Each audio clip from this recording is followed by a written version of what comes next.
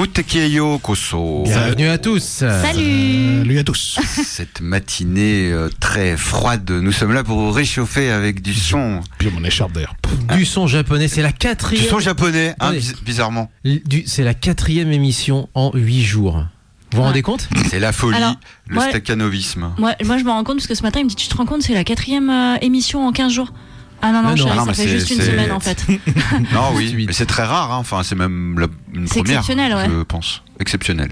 On lance le Twitch dans un instant, et pour l'instant déjà on est sur la FM, on est sur Radio Kanu pour Muteki, 1 heure de son japonais. Et alors on a parlé de beaucoup de choses ces derniers temps. Justement, la semaine dernière on avait déjà un invité justement par rapport à l'événement qu'on allait faire le lendemain, c'est-à-dire donc Nakakura. On vous remercie à tous d'être venus justement à cet événement, parce qu'il y avait un petit peu de monde à certaines heures, en tout cas suffisamment pour que il y a eu quelques jeux, notamment par le youtubeur Otabunka, qu'on salue au passage, qui avait mis une bonne ambiance d'ailleurs. Il y avait des youtubeurs, il y avait des youtubeurs sympas, Otabunka, il y avait également Alexan qui a un petit peu couvert ça pour ses réseaux. Et effectivement, on remercie Joël, on remercie le Sofa. Ça a été vraiment enfin moi personnellement en tous les cas, j'ai trouvé ça vraiment très cool, très bon enfant, comme le voulait Joël à échelle humaine, peut-être un peu trop humaine malheureusement. Il y a peut-être pas eu assez de monde et tout, mais en tous les cas, il y a eu un très gros effort de sa part sur toute la déco, tout ce qui a été fait, et au moins les gens qui étaient présents, ils étaient contents. Ah oui, là pour le coup. On a pu tous échanger, etc. Il y avait une estrade, enfin il avait bien fait les choses. Il y avait aussi Mia avec son atelier manga. Il y avait mon fils à squatter les consoles pendant toute la journée. Je l'ai pas vu de l'après-midi. Si vous voyez des photos de gamins sur les consoles, vous avez 99% de chances que ça soit le mien. Il y avait une Super Nintendo, là il n'y a plus personne. Ah ouais, non mais. Et ensuite on a enchaîné, c'était avant-hier soir, donc avec le Mouteki spécial à l'AFK Bar, et là aussi on leur fait des gros bisous bien entendu à l'AFK, avec une émission donc centrée plutôt sur les années 80, sur la city pop, avec un mix derrière 2 heures d'années 80 de Showa Kaio, de city pop en tout genre. C'est sympa pour finalement, ce qui est quand même drôle, c'est que quand tu te dis que c'est le truc qui plaît le plus en tous les cas, qui met le plus d'ambiance pour une soirée, c'est un petit peu la city pop. Si on m'avait dit ça il y a 15 ans, je ne l'aurais jamais cru. C'est pas jamais. C'est pas facile en fait. On se dit que finalement ça va pas forcément intéresser des gens parce que c'est quand même très très chill. On a passé du City Hunter aussi, des trucs un peu. Mais c'est ça en fait. C'est-à-dire qu'en fait les gens, les retours qu'on a eu, alors notamment du bar, mais pas que, c'est que finalement on a eu un peu de musique sympa aussi parce que c'est la mode de la city pop, mais aussi donc de la musique d'animé. Il y a eu un petit peu de Cat Size, il y a eu un petit peu de City Hunter, il y a eu un petit peu aussi de Bubblegum Crisis. Bref, une bonne sélection. Tout ce qu'on aime. Avec du synthé. Je pense parler au nom général. Voilà. Mais du coup, aujourd'hui, de quoi va-t-on parler ? Alors là, il y a un blanc. Non, mais peut-être juste préciser un petit peu ce avec quoi on a commencé un petit peu avant d'enchaîner. La diva du début des années 90, alors qui avait commencé avec une vraie carrière d'idole, donc toute proprette, toute jeunette, un petit peu kawaii et tout ça. Et en fait, au début des années 90, on va dire vers 94-95, elle a dit ras-le-bol, je suis pas has-been. Ça poussait beaucoup au portillon dans les années 90, c'était la plus grosse décennie du disque. Kudo Shizuka Kudo, avec l'album Purple 1995, elle a tout dépoussiéré, elle a changé, elle a pris les producteurs un peu hype du moment. C'est une ancienne de chez Akimoto, c'est une ancienne. Oui, mais elle s'en est bien affranchie, tu vois. Elle s'est coupé les cheveux, elle a fait des sons un peu plus électro, etc. Elle a rangé ses robes roses. Là, elle a une petite robe noire avec un col roulé. Tu vois déjà direct à qui t'as affaire. C'est pas la petite idole de bas étage qui a vendu 3 disques. Tu vois que c'est comme les chanteuses Disney toutes proprettes quand elles sont ados et puis d'un coup elles ont fini. Ouais, mais alors là on reste au Japon, c'est-à-dire que c'était quand même classe. Je veux dire, c'est un peu à la même échelle. Il y a une rupture entre les deux, quoi. Toute proportion gardée. On n'est pas à Miley Cyrus après qui est parti à se faire une coupe de punk machin. Non, ça restait très propre. Superbe titre, Deadline. Et voilà, très bon album, Purple de 1995, qui préfigurait justement son renouveau avec l'album qui va arriver après, I'm Not, qui est pour moi un de mes albums préférés de J-pop, très très dansant. Qui est un excellent album au demeurant. On enchaîne sur quoi alors ? Moi, ce que j'avais envie de vous parler, puisque du coup ça a été dévoilé au moment où Joël a justement arrivé, donc il y a à peu près une semaine, une dizaine de jours, c'était en fait le line-up des groupes qui vont participer au grand concours de chant du Nouvel An. Donc le NHK Kohaku Utagassen, donc le grand concours de chant filles contre garçons, où vous avez le meilleur du meilleur de la crème de l'Oricon, donc des charts japonais. Et donc ça nous permet aussi de voir aussi un instantané des tendances du moment au Japon. K-pop. Pas que. Non, justement. Moi j'avais peur que ce soit trusté par la K-pop. Alors, oui, et moins que quelques années. Mais non. T'es en train de me teaser là pour le coup. Donc tu me balances ça K-pop comme ça. Mais tu vas voir que c'est un peu plus compliqué que ça. Oui, il y en a moins. Mais il y en a aussi qui est caché. Voilà. Du coup, c'est notre marronnier chaque année. Le problème du Japon, c'est qu'ils entretiennent une relation un petit peu ambiguë avec la K-pop. C'est-à-dire qu'ils se fascinent mutuellement, mais en même temps, il faut être très clair, les Japonais, ça les emmerde. Parce que la K-pop, ils ont réussi là où ils ont échoué au niveau mondial. Et finalement, il y a quand même à la fois une fascination et une répulsion. Pour le fait, les groupes coréens sont extrêmement populaires au Japon, mais tu sens que ça les embête un peu, quoi, tu vois. C'est un peu. Akimoto qui fait la gueule. Non, mais c'est ça. Non, Akimoto, c'est pas du tout le même public. C'est vraiment des gros. Ça fait moins de sous pour lui. Des otaques. Non, mais c'est surtout pour la fierté japonaise. C'est ça. Domination régionale. Et là, elle en a pris un coup. On va enchaîner sur peut-être directement ta devinette, mon Léo, et comme ça je cale un petit peu tout le line-up et on fait un petit tour d'horizon. Est-ce que ça vous tente ? Ouais. Bon, toi t'as tout trouvé puisque C'est dans le titre. Alors c'est le truc qui commence par A. Ouais, c'est dans le titre, donc c'est pas compliqué pour toi. Bah non, parce que le nom en japonais est le même qu'en français. C'est ça. Là, ils n'ont pas changé. C'est ça. Bon, par contre, c'est un sacré indice quand même. Ouais, ça réduit déjà pas mal la liste. Par contre, sauf que c'est un peu compliqué à trouver parce que le générique est pas très connu. Exact. Et je suis pas sûr que le nom de la série ou le nom du personnage soit chanté. Je sais pas. On l'a chanté à Tsubasa, t'inquiète. On l'a chanté à Tsubasa, je devrais m'en sans problème. Qu'est-ce que vous n'avez pas chanté? Voilà. Alors, il faudrait plutôt chercher ça, quoi. En fait, on a tout chanté, mais il y a des chansons qu'on chante plus souvent que d'autres. Oui, évidemment. Ouais, genre Yata Yata, on le faisait souvent. Oui, mais ça, du coup, c'est pas français. Mais du coup, en karaoké, celui-là, de toute façon, on l'a chanté assez souvent. Bon, c'est pas que les karaokés français. Bon, non. Alors, allez, on va enchaîner du coup. C'est parti donc, 0408 39 18 15 pour nous appeler. www.facebook.com/Muteki Canu. Et vous pouvez nous retrouver sur internet sur muteki-radio.fr. Et en live quand j'aurai lancé le Twitch. Oui, justement pendant ce temps, en réalité, ce que vous ne savez pas, c'est que l'appli était en train de se mettre à jour. Ça y est, on va pouvoir lancer le live, mais surtout, on va pouvoir lancer cette première chanson qui est la devinette de Léo. À vous de trouver. Ah si ça veut bien, effectivement. Ah non, le son ne veut pas se lancer. Oh génial. C'est l'autre. Mais tu sais, c'est le même problème que la dernière fois. Allez, c'est parti. C'est pas celui-là, c'est l'autre.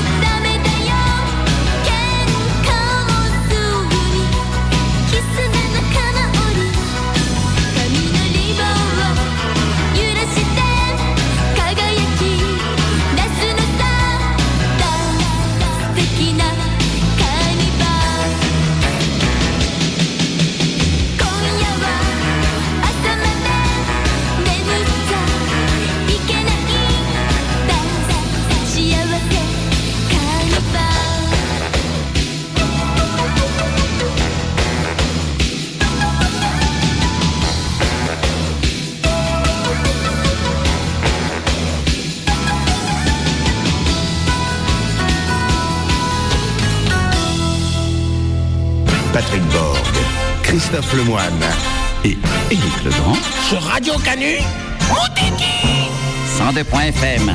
Kamehameha. Ça n'a rien à voir avec la choucroute.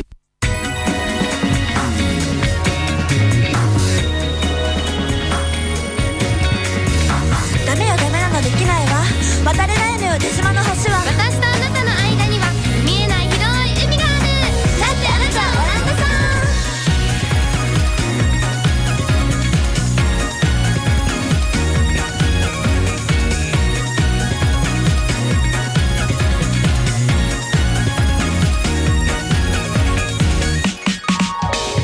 キラリン金の長い髪風にふわりと揺らぐのももうまるでおとぎ話みたいでちょんまげとかもう見てられんしてか江戸散歩だって長崎遠すぎ。あなたがくれたコンペイト魔法みたいに甘くてまるで優しい恋の味。くるくるくるくる混ぜて混ぜて私の気持ちくるくるくるくる混ぜて混ぜてねじまの街にあなたのお口に合うかしら。甘いコクの恋の味作ってみましたかステイラ。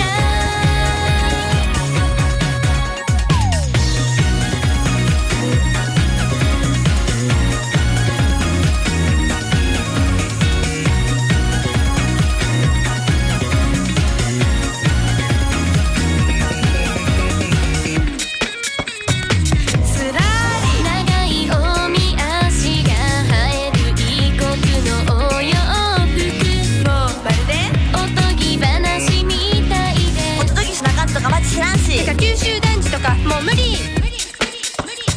あなたがくれたショコラートどこかほんのり苦くてまるで切ない恋の味。くるくるくるくる混ぜて混ぜて私の気持ちくるくるくるくる混ぜて混ぜて出島の街にあなたのお口に合うかしら。甘いコクの恋の味作ってみましたかステイラ。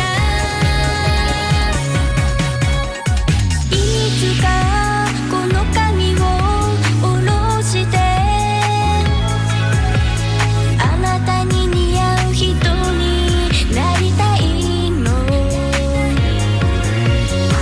レスは何色がようかやろかあなたと食べたいあなたと食べたいかステイラ。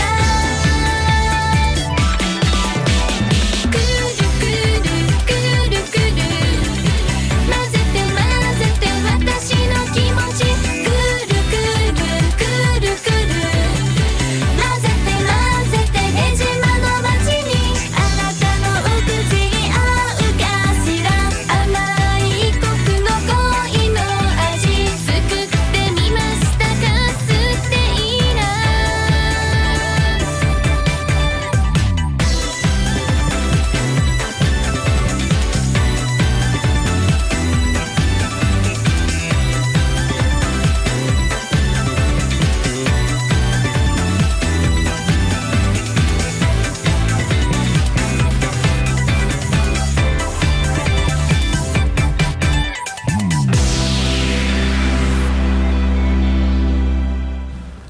Et juste à l'instant, alors c'était la sélection de Kibotori Senpai, justement, pour ce qui est des sélections. On vous rappelle le principe, sélection des préfectures. Une unit d'idol, un groupe d'idol, une préfecture. Et là, on était donc dans le sud.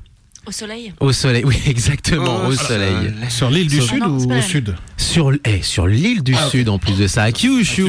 Devinez, là, vous avez une chance sur 5 pour le coup. Kumamoto. J'en dis Kumamoto aussi, mais. Non. Kagoshima. Non plus. Moi, je les connais pas. Alors, pour la Fukuoka. un indice. Attendez, mais qu'est-ce qu'ils sont dissipés ce matin, je te jure. Kokura. Non, j'ai regardé. Kokura, c'est pas une préfecture, gros. Bref. C'est pas grave. Mais sans déconner, le mec, c'est. Il vient de la gare de Coco, là. Il en a rien à foutre. C'est un endroit qu'on a visité et que d'ailleurs je t'ai traîné pour qu'on le visite parce que j'aime beaucoup tout ce qui est historique et notamment. C'est pas un musée, c'est même mieux que ça. Ça vous dit rien? Attends, il y en a 5 préfectures. Toi, tu voulais y aller. Un musée. Et moi, j'ai voulu y aller, mais pour 2 raisons différentes. Oui, il voulait visiter un palais, t'es resté dans non, le c'est parc, pas un palais. pas celui-là. Non, mais Ça, c'est Kumamoto, ça. Ouais. On va pas dévoiler tout le voyage non plus. Un Mais... mois avant qu'il s'effondre, d'ailleurs, mais bon. Un mois avant que mais ça. les fondations sont les mêmes. Alors, effectivement, voilà, ça c'est encore autre chose. Ça a été réparé, enfin, j'imagine en réparation depuis. Mais non, c'est pas Kumamoto, c'est Nagasaki. D'accord. On y était allé à Nagasaki, Romain voulait absolument aller, bien entendu, ça c'est normal et c'est légitime, au mémorial de la bombe atomique. Et moi je voulais y aller en plus parce que il y a le parc historique de Dejima. Dejima, c'était quoi? En 2 mots, c'était le comptoir hollandais où les seuls les seuls Européens, parce que c'est plus compliqué que ça en réalité, mais les seuls Européens qui avaient le droit, ou occidentaux, qui avaient le droit de poser le pied sur au moins une petite île de l'archipel japonais, eh bien, c'était les Hollandais. Tout se faisait sous leur contrôle et tout se faisait dans ce comptoir-là qui était détaché du reste de Kyushu, d'ailleurs, avec un pont qui était en construction quand on y était en 2016 et qui a été depuis reconstruit. C'était ma première idée. Et ben voilà, Dejima, et le groupe s'appelle Milkshake et la chanson Dejima Rhapsody. Et donc, tournée à Dejima, justement. Chanson très sympa. Alors, on ne dira pas que à chaque fois je me fous de la gueule de la sélection, voilà, de Kubotori. J'ai beaucoup aimé. Alors, avant de savoir que c'était du Sud, c'est quand même très dansant. Moi, ça me fait beaucoup penser à Perfume. Oui. En un peu plus cheap, peut-être. Mais voilà, un titre très dansant. Et ça vient du Sud, il n'y a pas de hasard. C'est pour ça qu'il aime. La joie de vivre, le Kyushu Soft Power, ça marche toujours. C'était vraiment sympa. Et juste avant, Léo, c'était la devinette. La devinette. Alors la devinette, vous l'avez tous trouvé, ouais. Surtout Laurent. Laurent a trouvé. Surtout Laurent l'a trouvé. Et puis finalement, Laurent, qui si, il y en avait peut-être 1 ou 2 qui l'avaient pas trouvé. Japan 80s, effectivement, sur le chat, si vous nous suivez sur Twitch. On l'a lancé, ça y est. C'est notre puits de science. Titre de l'animé, c'était Ai Shoujo Pollyanna Monogatari. Oui. La chanteuse, c'est Yuki Kudo, et c'est Shiawase Carnival. Excellent générique en français. En français, comme d'habitude avec tous les génériques de Claude Lombard. Et avec tout ça, je vous ai même pas calé le générique de Pollyanna. Je le connais par cœur. C'était Claude Lombard. Quelle famille, vivre ensemble, c'est plutôt facile. Bon, voilà. Ça me fait ça en moins à chercher, pour le coup. On n'aura pas besoin de le mettre. Non, c'est bien sûr que si qu'on va le mettre. Voilà. Quelle famille, vivre ensemble, c'est plutôt facile. Voilà, c'est bon, ça suffit comme ça, merci beaucoup. Elle était forte. Générique qui passait donc bien entendu, Claude Lombard, c'était les génériques de la 5, la défunte 5. Allez, on enchaîne peut-être juste avec un petit tour d'horizon alors du coup des artistes qui vont se produire au Kohaku Tagasen. On vous rappelle 4 heures de programme, plus que 4 heures d'ailleurs pour le coup, avec un grand concours de chant où rivalisent les rouges et les blancs, donc une équipe de garçons, une équipe de filles, chacun avec bien entendu avec un capitaine, voilà c'était ça que je cherchais, qui passe le drapeau exactement. Place prestigieuse, ça fait très olympiade, ouais, à l'ancienne. Et vous avez donc une sélection en fait de ce qui se fait de mieux ou ce qui se fait de plus intemporel. Il y en a pour qui c'est presque la 50e participation et d'autres qui vont faire leur entrée dans ces masters de masters, un petit peu comme au tennis en quelque sorte. On a les meilleurs de l'année qui viennent. C'est un peu l'équivalent des victoires de la musique mais sans victoire. Sans victoire. Non mais c'est vrai, c'est ça. C'est le represent, il faut que tu y sois. Si t'es dans le game, tu es au Tagasen. Et si t'as fait plusieurs années, c'est que t'es quand même bien. Et si t'es une légende, tu peux y être aussi, même si tu sors moins de trucs. C'est vrai. Voilà. Sauf que tu seras la daronne ou le daron et que les petits jeunes qui viendront d'arriver te regarderont avec des yeux. Non, ils baissent les yeux quand tu passes. Voilà. Mes parents, ils écoutaient ça quand j'étais jeune. Il y a un vrai game en plus dans ce concours de chant, c'est que par exemple, les chanteurs qui sont là depuis très très très longtemps, vous savez qu'au Japon, on accorde énormément d'importance, vraiment une importance même carrément disproportionnée pour les anciens. Et je vous invite, ah ouais, clairement. Je vous invite à regarder quelques kohaku qui traînent sur YouTube ou sur archive.org, et vous avez vers la fin de soirée généralement, vous avez l'arrivée en majesté véritablement avec le tapis rouge du chanteur qui est là ou de la chanteuse qui est là depuis des temps immémoriaux et qui est la Dai Senpai en quelque sorte. C'est un petit peu c'est souvent des chanteurs ou des chanteuses de NK d'ailleurs. Oui, très souvent. Oui. Plus que ça, alors, celui que j'aimerais vous faire découvrir un jour, c'est celui de 1979 ou 80, pour le nouvel an 79-80, où vous avez en fin d'année, d'événement, Hibari Misora, donc qui est l'équivalent de Aznavour et Edith Piaf à elle toute seule, et qui descend en quelque sorte en majesté, qui avait plus sorti de choses depuis déjà un petit moment, mais qui était toujours dans le game, qui chantait aussi à droite à gauche, mais qui était plus aussi qui trustait plus les charts comme auparavant, mais qui était toujours fidèle au poste. Et elle arrive véritablement avec l'escalier, le tapis rouge sur l'escalier en descente, la caméra en contre-plongée, et vous avez des légendes de l'époque comme Momoe Yamaguchi, vous avez Momoe Yamaguchi, Lumiko Koyanagi, des grandes légendes. Momoe Yamaguchi, c'était la queen à l'époque. Surtout qui allait arrêter en fait moins d'un an plus tard. Ouais. Et donc ils font la aide d'honneur à cette Dai Senpai. Ils sont de chaque côté de l'escalier et en rang, mais il y en a pas un qui dépasse. C'est ça. Tu dis que c'est disproportionné, mais moi alors certes c'est extrême, mais après je trouve justement que ce respect absolu de ceux qui tiennent et tout machin, moi ça me choque pas du tout. Alors certes c'est poussé très loin, peut-être un peu moins maintenant, mais moi je trouve ça assez classe en fait. Oui, c'est un respect des anciens qui ont inspiré justement la génération qui chante, en fait, celle qui chante actuellement. Donc, on va pas tout détailler maintenant. Non. On va. Ça va faire marronnier jusqu'à la fin d'année, non? Pas nécessairement, parce qu'on on peut faire un petit tour simplement, comme on a déjà beaucoup parlé. Moi, je propose de commencer. Alors, soit par les anciens pour le coup, soit par les retours, parce qu'ils mettent beaucoup d'emphase sur les retours d'artistes. Il faut aussi les comebacks. Soit les nouveautés. Est-ce qu'on commence peut-être par quoi? Les anciens, les nouveaux, les revenants? Je ne sais pas. Qu'importe. Allez, un ancien. Allez, les anciens. Allez, on commence par les anciens. Ok, pas de souci. Eh bien, parmi les anciens, on a par exemple la 28e participation de Yoshimi Tendo, qui est une chanteuse de NK. Et du côté garçon, on a la 36e participation de Hiromigo, lui aussi, chanteur de Kaio, de NK. Ça commence à faire quand même là. De traditionnel. Mais on peut toujours faire mieux. Fuyumi Sakamoto, c'est pareil, 35 aussi, pareil, chanteuse de NK bien entendu, mais la daronne cette année, justement celle qui descendra, je ne sais pas si ce sera vraiment comme ça, mais globalement la Dai Senpai de cette année, ce sera la grande Sayuri Ishikawa, qui a tout chanté. C'est-à-dire qu'elle, à la base, elle est chanteuse de NK, mais elle a chanté du jazz, elle a chanté elle a collaboré d'ailleurs avec Shina Lingo qui fait partie des Revenantes, mais ça on en parlera, parce que elle est revenante à plus d'un titre, parce qu'elle est revenue avec Tokyo Jihen, elle est revenue avec son projet solo. Ceci étant une autre histoire, mais elle a tout chanté, Sayuri Ishikawa. Véritablement quoi. Oui, tout à fait. Mais parallèlement, ça prouve aussi que ces artistes-là sont capables, dans une sorte de mouvement un peu néo-rétro, de faire des featuring ou des participations, en tout cas avec des artistes plus modernes.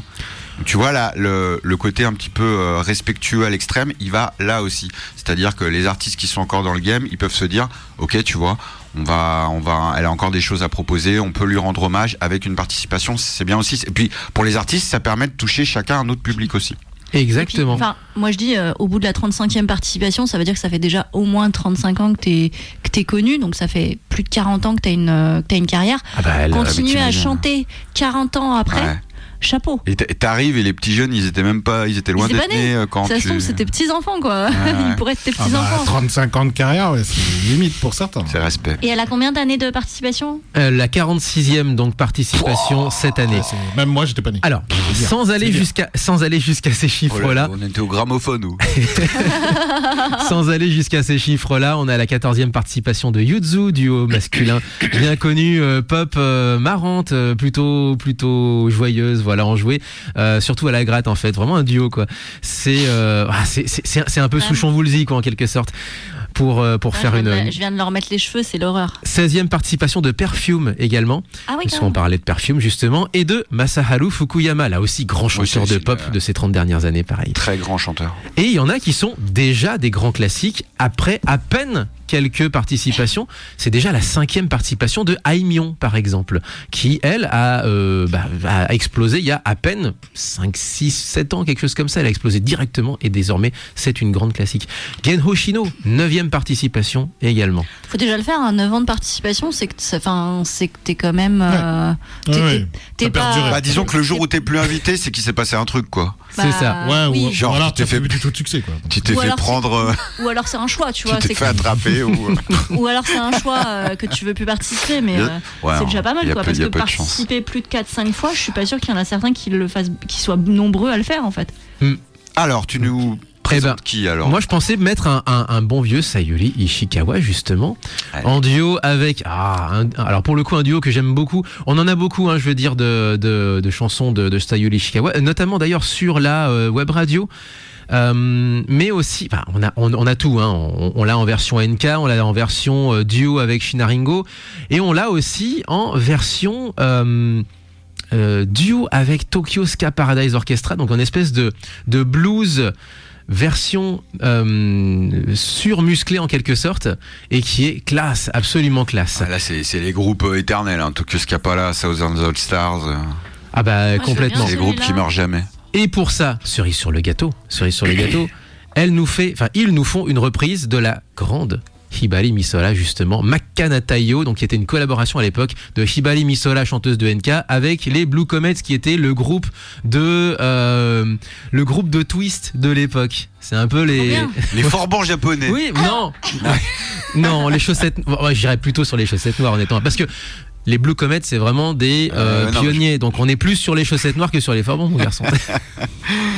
Et il y a que sur Moteki que vous pouvez écouter ça. Allez, c'est parti. J'arrête de parler. On arrête de parler. On laisse passer la musique.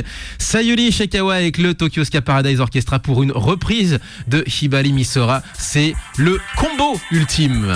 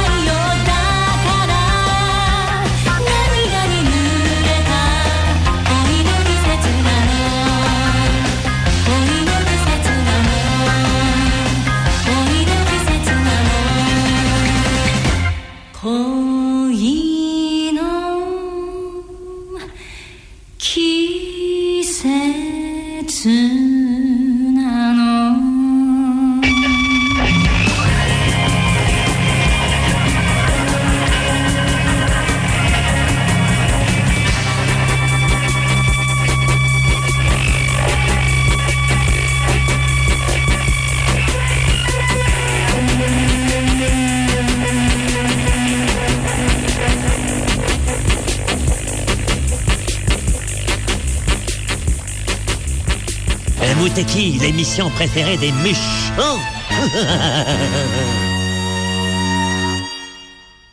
新時代はこの未来で世界中全部変えてしまえば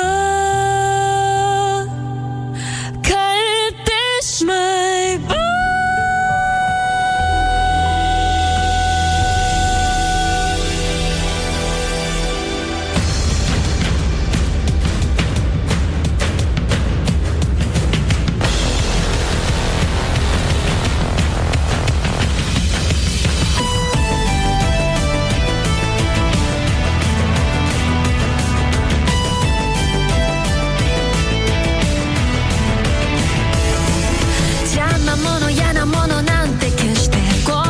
メタモルフォーゼショーゼミュージック君が起こすマジック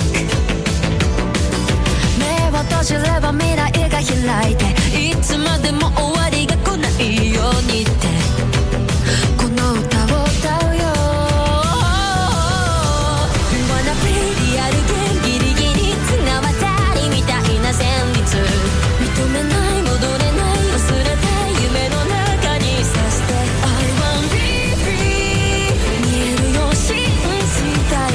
世界の声咲くようには新時代はこの未来だ世界中全部変えてしまえば変えてしまえば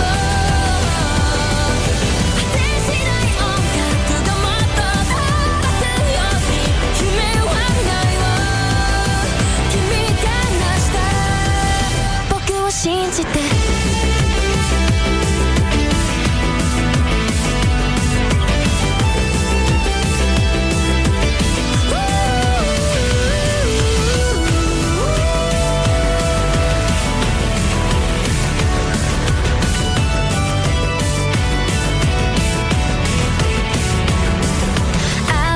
いらないものを消してリアルをカラフルに超えようぜミュージック今始まるライジング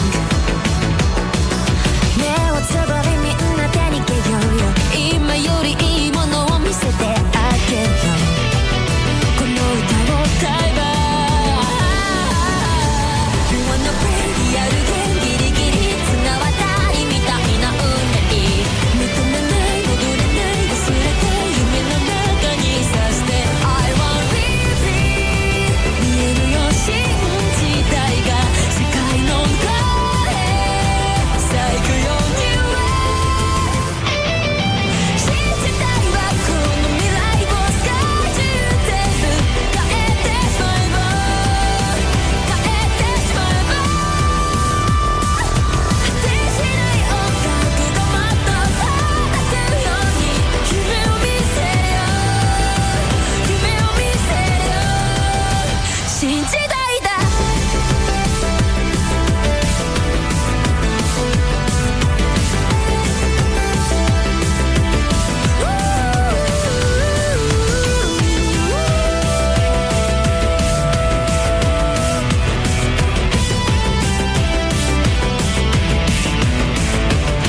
新時代だ Juste à l'instant, donc One Piece Film Red, Ado Shinji Dai, et donc Ado certes, mais sous le nom cette fois-ci de Uta, en tout cas qui incarne Uta dans ce film. C'est ça. On peut le noter, chose rarissime, le film est ressorti. Ils ont refait une sortie au mois d'octobre. Une projection, tu veux dire? Non, une ressortie nationale judicieusement intitulée One Piece Red Encolé. Encore, ils l'ont ressorti. Ils l'ont ressorti au cinéma, quoi. C'est-à-dire, voilà. Vous en aviez pas assez. Bah voilà, comme ça on rentabilise le film 2 fois. À la Jackie, ça vous a plu? Eh ben on continue. Voilà, comme vous étiez tous précipités pour aller voir le premier une première fois parce que vous saviez pas combien de temps ça allait durer. Ils sont forts quand même. Et du coup vous y retournerez pour savoir si c'est le même film. Voilà, mais c'était le même. A priori. Et juste avant, on avait le combo ultime Sayuri Ishikawa Tokyo Ska Paradise Orchestra pour une reprise de Hibari Misola and the Blue Comets. Super titre. La chanson Makanatayo. Ouais, c'était génial. Exactement. Justement, alors transition avec Ado, peut-être éventuellement sur les artistes qui entrent en scène, pour qui c'est la première participation peut-être pour ce Kohaku Tagasen. Qu'est-ce que t'en penses? De quoi? Bah oui, De mettre bien sûr, un il va petit mettre en nouveau. avant. Non, mais De mettre en avant. non, mais j'ai perdu le fil. Il était pas là. Pardon. Donc, on peut introduire les Recommence. nouveaux entrants. Oui, bien sûr. Allons-y. Les petits nouveaux. Les petits nouveaux. Vas-y. On va y arriver. Non, mais excuse-moi, Donc, j'étais. j'adore. Donc, Voilà. Ado et nouvelle. J'ai C'est- bifurqué. Ado et donc nouvelle pour faire la Je t'ai transition. perdu. Donc Ado est une nouvelle, mais pas une nouvelle parce qu'elle avait chanté l'année dernière en tant que Uta, mais c'est la première fois qu'elle chante en tant que son nom à elle. Ah, elle a une sacrée voix, hein, une voix Ah, ouais, vraiment ouais. puissante. Hein. Impressionnant, hein. C'est une des voix les plus, enfin vraiment les plus puissantes Ah ouais, de la. Et puis c'est une voix surtout au Japon, et ce qui est très important pour se démarquer, c'est une voix qu'on reconnaît. Moi, je l'ai entendue, tout de suite j'ai remis. C'est comme Émir, tu vois. Enfin Aimé, je sais pas comment on dit. Aimé. Pardon, Ouais, Aimé. Aimé, alors c'est Aimé et Aimion. Par contre, Aimion, pour nous, en d'accord. Lomagie, ça se ressemble beaucoup. C'est Aimé, Aimion, mais non, c'est Aimion. Aimé, Aimion. Aimion, ok. Justement, autre qui, il me semble, est déjà passé sur scène, c'est Man with a Mission, mais par contre, c'était hors concours, puisque vous savez que entre les passages musicaux, il y a des happenings. Ça avait été le cas, par exemple, pour Yoshiki, qui avait proposé, qui avait fait découvrir en fait aux gens directement sur scène The Last Rockstars pendant le Kohaku Utagasen justement. Donc avec Sugizo, Miyavi et Hyde.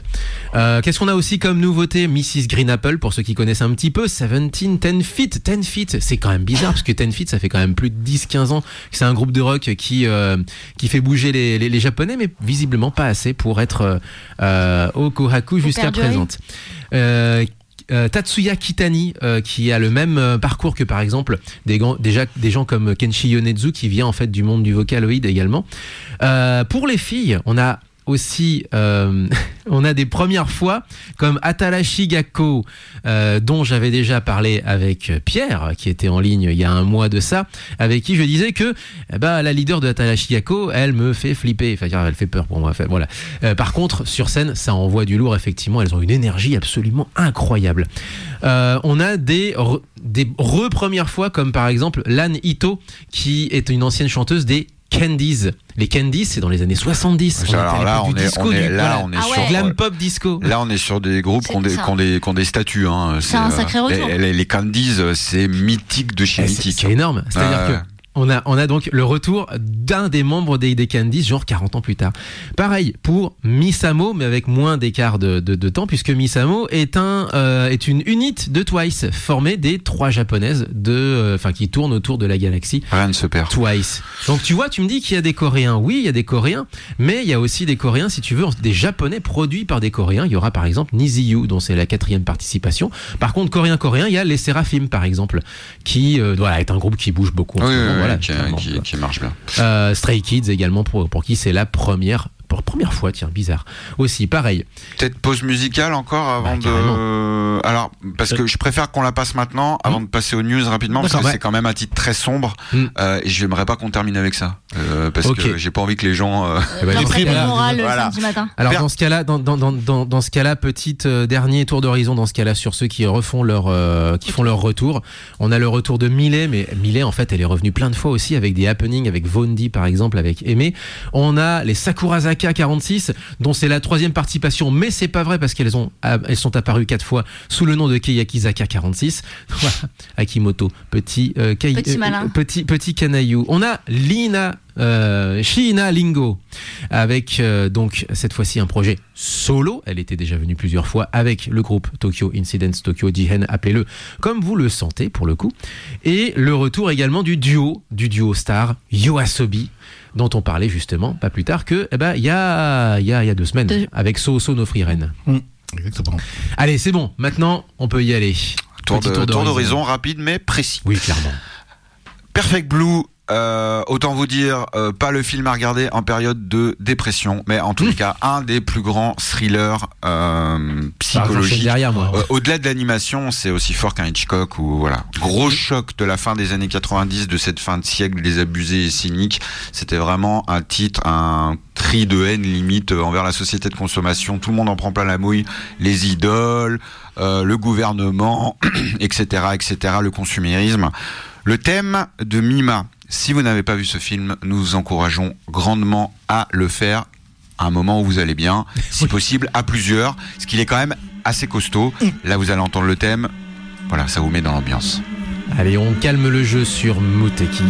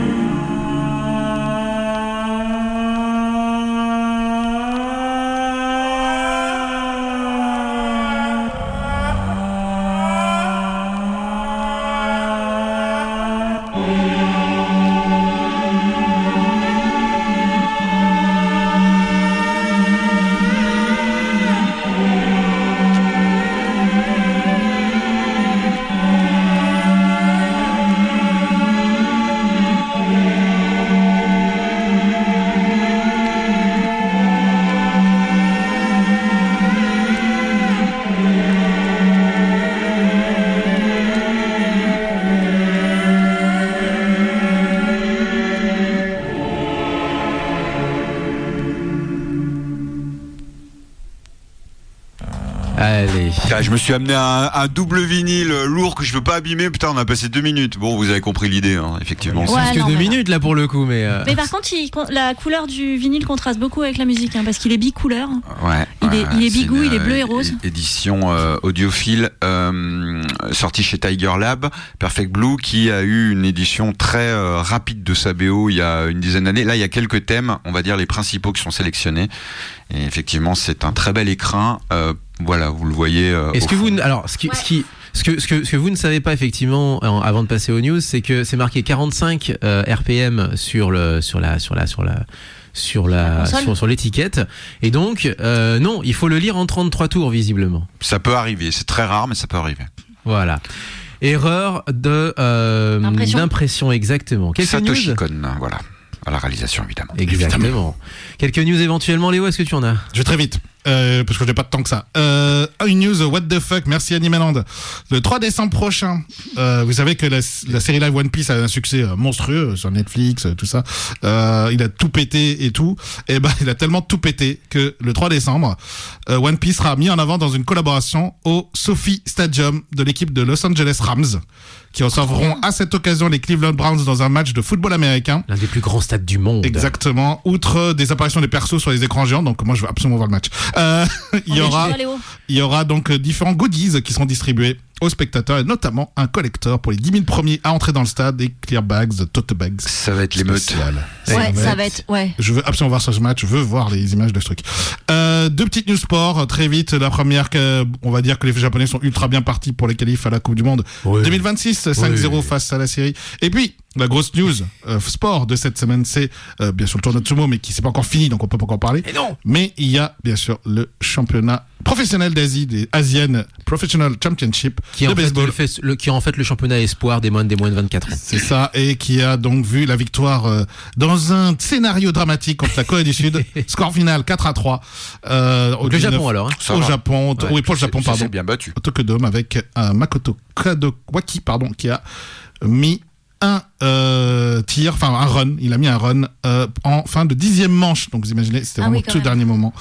Ça faisait un peu États-Unis-Japon, lors de la finale de la Coupe du Monde. Okay. Et voilà, donc très très belle victoire des Japonais. Moi j'ai juste une petite news rapide cinéma, et c'est quand même très intéressant pour les fans de Kaiju, notamment de Godzilla, puisque le tout dernier Godzilla -1 qui est sorti début novembre au Japon, qui revient un petit peu comme Shin Godzilla aux sources de la saga, sort en exclusivité pour 2 jours seulement dans quelques salles en France.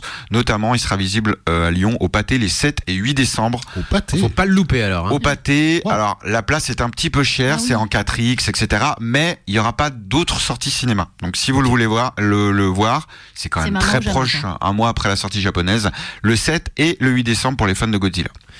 Allez, on va se quitter avec du Yellow Magic Orchestra. Allez, les années 80, ça fera écho justement à notre émission de la semaine dernière justement, mais cette fois-ci beaucoup plus pop rock. Donc on n'est plus sur de la city pop, mais on est aussi sur des années 80 au Japon. C'était aussi ça, c'était aussi de l'électro pop rock, et c'était très très bon. C'est aussi la bulle quoi. C'était le Japon de la bulle. C'est la bulle en musique. Yellow Magic Orchestra, Expected Way. On se quitte avec ça. Portez-vous bien, vive le son japonais. À la semaine prochaine. Jamatane. Tchuss. Bye.